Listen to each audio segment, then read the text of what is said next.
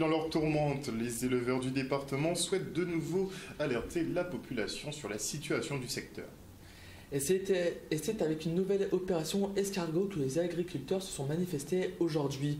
Entre épidémie de Galles et chiens errants, les pertes de bétail sont considérables. Et malgré cela, les autorités ne portent aucune aide. Reportage.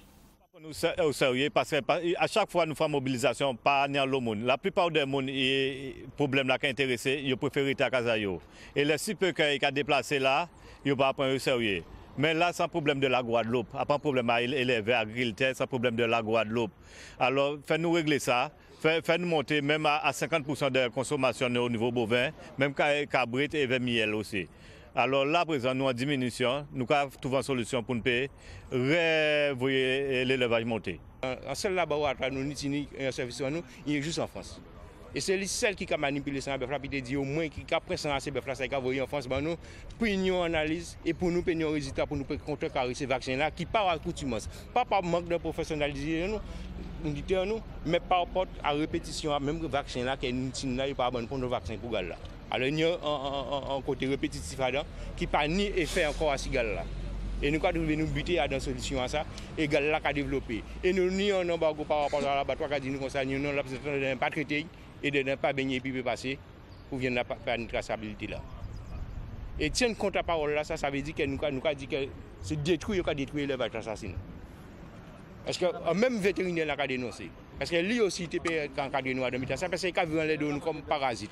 Ou quand il est un bœuf, ou quand il fait castron verra, bête en pleine santé, bête en mort, il faut payer intervention, il faut payer déplacement et puis passer à l'habitat carissage là.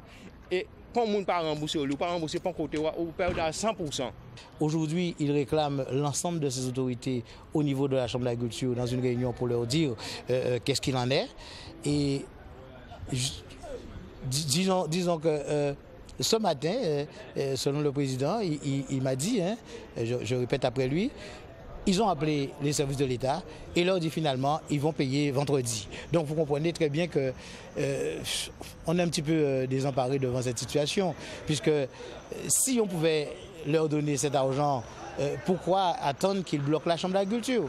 Enfin, en tout cas, nous cherchons que des solutions avec les éleveurs. Nous les accompagnons, nous faisons tout ce qui est en notre pouvoir, mais c'est vrai que nous ne pouvons pas faire ce qui n'est pas dans nos compétences. Voilà, donc encore une fois, ce que je dis, j'espère que ça va se dénouer.